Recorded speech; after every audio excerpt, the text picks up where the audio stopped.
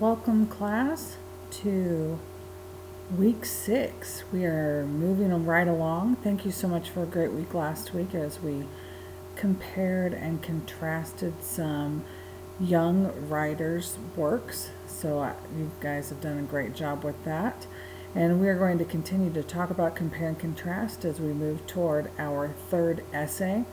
So this presentation is inspired by the UMHS Online Writing Lab, so Union Mine High School Online Writing Lab, an essay overview.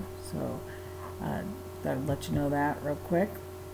But I think it's important to start looking at what compare and contrast is, what it's not, and how we can elevate this very basic writing style that even my 10-year-old uses into a college level writing experience. So when we look at compare and contrast, it's important to determine a purpose. So what is the purpose? What's the point of comparing and contrasting two different works? So there's several different things that you can do with purpose here. So you can show similarities between at least two things. So that's definitely going to be part of a compare and contrast. You're also going to show differences between two things or more than two things. At least two, and it's probably easier to stick to two. You might show that one thing is better than the other. So then we start getting into kind of a judgment element. And I mean, what is the point of comparing and contrasting if we cannot come to a conclusion in some way? So part of that might be to show that one way is better than the other.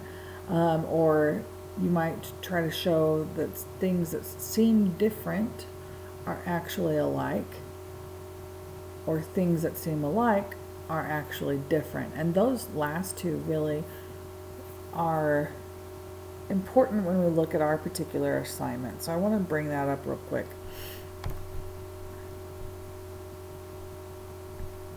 So you can find this document in course documents, but this is a description of our compare and contrast assignment. So it says we draw upon comparisons every day. You might compare which outfit to wear, teachers you like more than others, or which lunch options to choose. It's a natural tendency and it can be beneficial in writing as well. So a compare and contrast essay basically looks at two things, ideas, people, experiences, etc., and shows how they are similar, that's the compare element, and how they are different, the contrast element. Generally speaking, this compare and contrast has an overall purpose, so like we were just saying. So our textbook says that these types of essays could have one of three, that the one thing is better than the other, the things that seem different are actually alike, and things that are alike are actually different.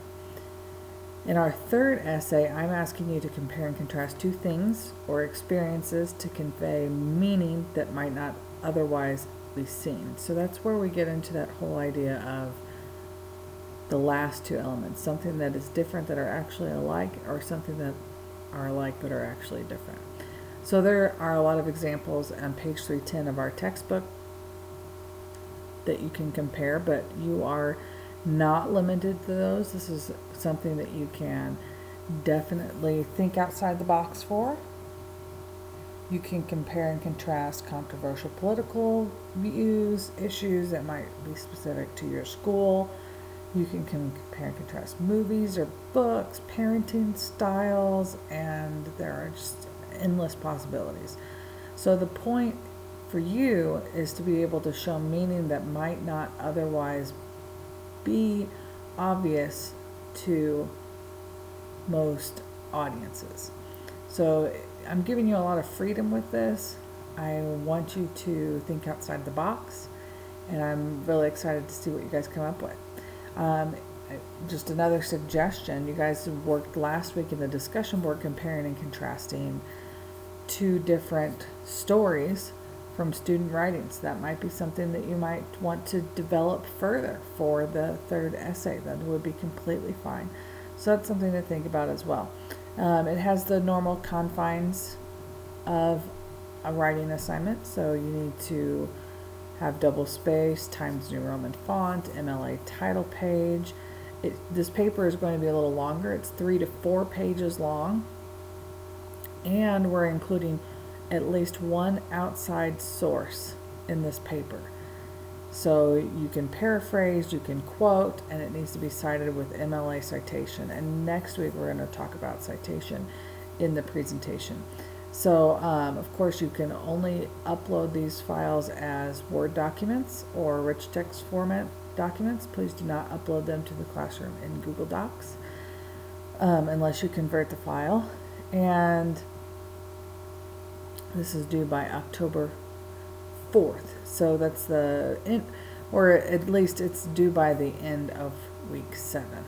So, and then you can find the rubric as well.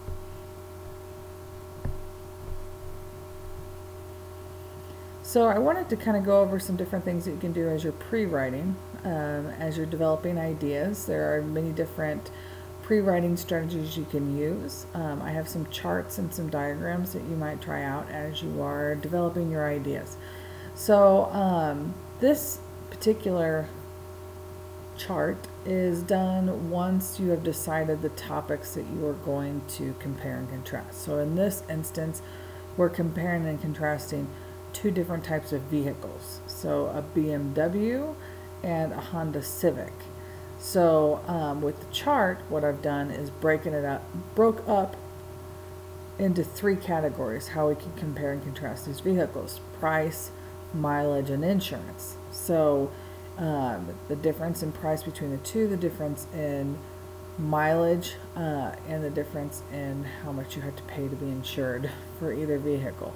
So what you could do is once you've generated the idea of what you want to compare and contrast, then you want to come up with categories in which those things can be compared.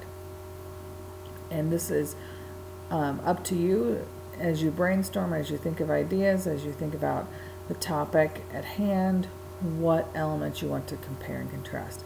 So this would be one that we can set up. Fill in the boxes as you research, as you take notes, as you come up with ideas. You just fill in the boxes, and then you can build a paper off of what you put into the chart. There are other ways to work on compare and contrast. You can do this like a Venn diagram. So this is where you put things that are specifically just about one topic on one side, just about the other topic, and then put the similarities in the middle. So that's another type of element that you can use to generate ideas. But as you continue to work on a compare and contrast, I want you to also think about the thesis statement. And we talked about thesis statements last week, but you're going to review what you have researched. You're going to decide to what extent you want to stress similarities versus differences. Decide the specific approach that you're going to take. Are you going to try to prove one side is better than the other? How are you going to approach the topic? For our assignment, remember, you're showing the similarities that would not otherwise be noticed, or differences that would not otherwise be seen, and create a thesis statement that reflects that decision. So whatever your main idea is, whatever your decision concerning what is not generally noticed needs to be clear in the thesis statement. You need to clearly state what 2 things you are comparing and contrasting, what your purpose is in the document, and how you plan to prove those things. So here are some just examples of weak thesis statements. And we went over this a bit last week as well. But here's a couple examples. They are both somewhat alike and somewhat different.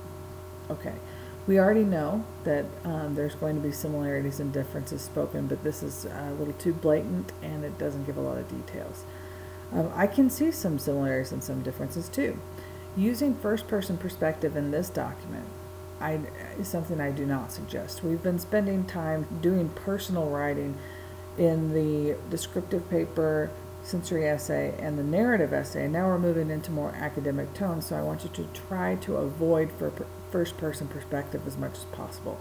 This will give you a more academic formal tone to your paper to avoid first person. Both of them involve only a single similarity and no differences. If you are only going to analyze one similarity and no differences, it really doesn't fit in with the compare and contrast model. So keep in mind you need to show both sides. So here are some better examples of thesis statements, and some of these may be a little bit more detailed, and that's a good thing. So let's look at these. So while both the Federalists and the Anti-Federalists agree that government was needed to establish order, the Federalists promoted a centralized federal authority, and the Anti-Federalists supported a loose confederation which favored states' rights. So here we have two distinct sides, two distinct elements or ideas that are going to be compared, Federalists and Anti-Federalists. And it's shared that there are similarities. They both agree that government is there to establish order. So that's a similarity without saying they are the same, because so it uses language that show that there are similarities without explicitly saying there are similarities. And then we go into the differences, and it expresses what the beliefs are. And so we can also see a clear pattern that could come from this when you go into a paper, how you're going to establish those things that they agree upon, things they don't agree upon. Okay, the next one. Ralph and Jack have very different leadership styles and motivations, which lead them to the eventual chaos and anarchy on the island. So here we have two people, two leaders that are being compared and contrasted. So it's going to talk about leadership styles, going to talk about their motivations of people, as people, and then what those comparisons and contrasts led to an event. So we can see that there is an analysis between the comparisons on how they approach a final end. A lot of you did this with your discussions last week, where you looked at two different stories, made those comparisons, but then dug deeper and said, okay, this is what it's saying about young writing and what kind of topics and ideas are being expressed by young writers. So you've already started doing this. We're just going to apply it to a topic of your choice. In order to make a decision between the Honda Civic and the BMW, the following must be considered: price of the vehicle, average mileage, and a price of insurance. So this one doesn't really give us a judgment, but it does set up a structure. So we clearly see that there's going to be some sort of decision made about these two vehicles, and then how are you going to make that decision? This is just another pattern of organization that you can use to help you use that graphic organizer that I talked about a little bit ago. So you can use block organization. There are different types of patterns of organization that are related to compare and contrast. This first one is where we look at block organization. So if we were going to approach the BMW versus Honda Civic essay, the first block would just talk about the BMW. So the first section of the body of your essay would just talk about the BMW. Have a section about price, another section about mileage, another section about insurance. It only talks about the BMW. And then you would move on to the Honda Civic and just talk about price, just talk about mileage, just talk about insurance with that vehicle. So you have these separate blocks of topics that are discussed in the same line in terms of categories. So that's one pattern of organization you can do with compare and contrast. A lot of times writers will then follow up these two blocks with some sort of paragraph that brings it all together, and that's also acceptable as well. So you can see that you can have this set up in different paragraphs. I said second and third earlier, but if you have a longer paper, you can also have a separate paragraph for each block. So BMW price, BMW mileage, BMW insurance, and then your fifth paragraph, Honda Civic price, Honda Civic mileage, Honda Civic insurance, and you see that this is a pattern of organization that is clear, it's logical, and it stays within the confines of the block. You could also do point by point pattern of organization, that instead of focusing on the BMW separate from the Honda, you actually take the topics, the categories that you're talking about, and make those the patterns of organization. So the first section of the body of your essay would just talk about price in the BMW, price in the Honda Civic, how are they similar, how are they different, and then mileage, talk just about that particular category, then move on to insurance. And this is also a very logical progression of ideas. It's a pattern of organization that's used with compare and contrast papers, so you definitely use that. But you can see that you can start with these graphic organizers at the beginning that I mentioned earlier to help you generate ideas, and then once you've generated those ideas, you can use the graphic organizers again to help you organize your paper. And here's just another way to look at it with a longer essay where each category gets its own paragraph.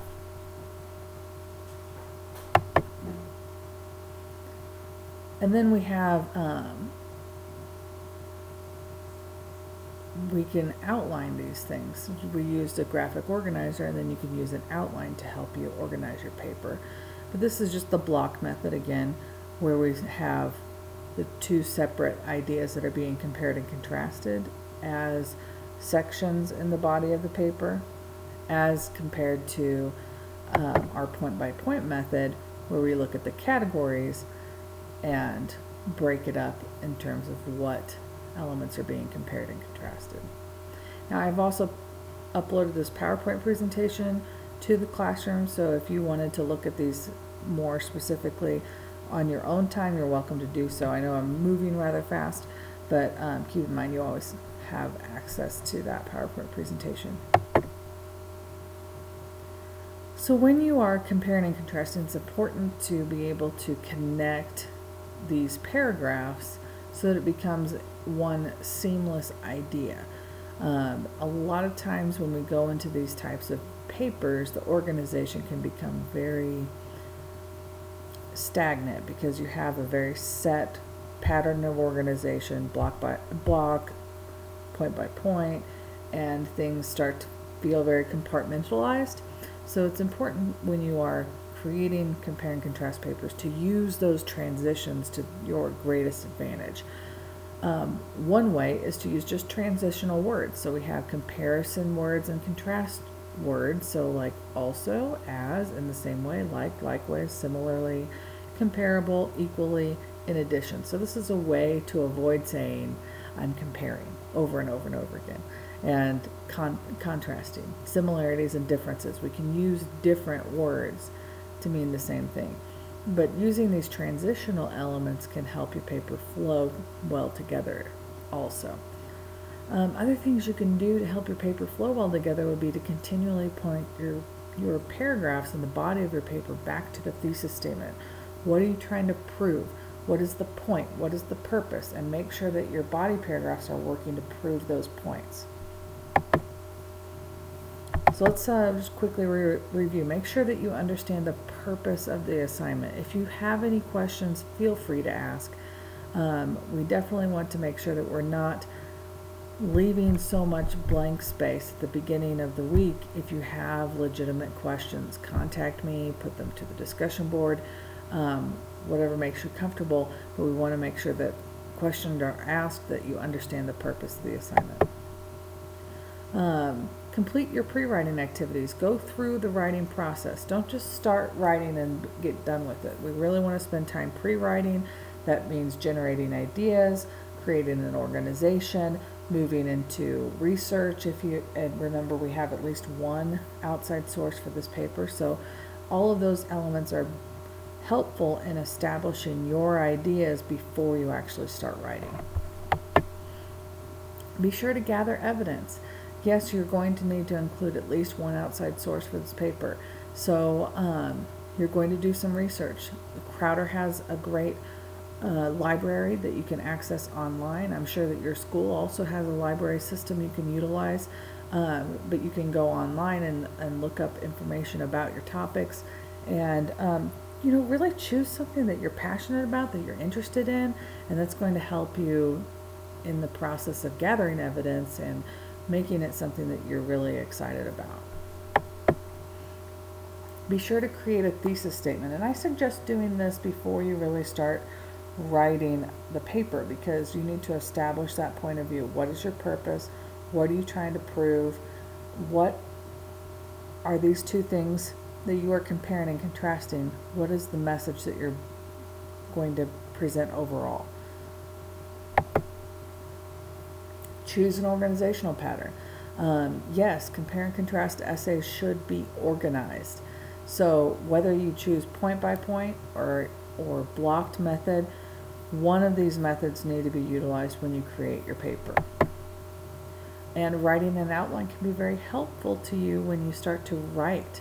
So these are all methods of pre-writing. Using that organizational pattern, writing an outline, it helps you get ready to actually sit and write the paper. And then write a draft. So you get prepared before you actually start writing. And as we move through the writing process, you write your draft, share your ideas with your classmates, revise as you get feedback and as it's needed. So things to keep in mind for this week: remember to read page 41 to 55 and page 298 to 309 in the Longman Writer. Be sure to respond to the discussion board. This is going to be a place where we start to generate those ideas for the paper. We do have a quiz over list 3, which I will be posting to the assignments and quizzes area of the course. And keep in mind the final draft of Essay 3 is due at the end of week 7. So I hope that this helps you understand organization pattern for a compare and contrast essay. If you do have any questions, please feel free to send me an email or shoot me a call or send a text. Either way, I'm available to help you move forward in the class and with this paper. So thank you very much and have a great week. Bye-bye.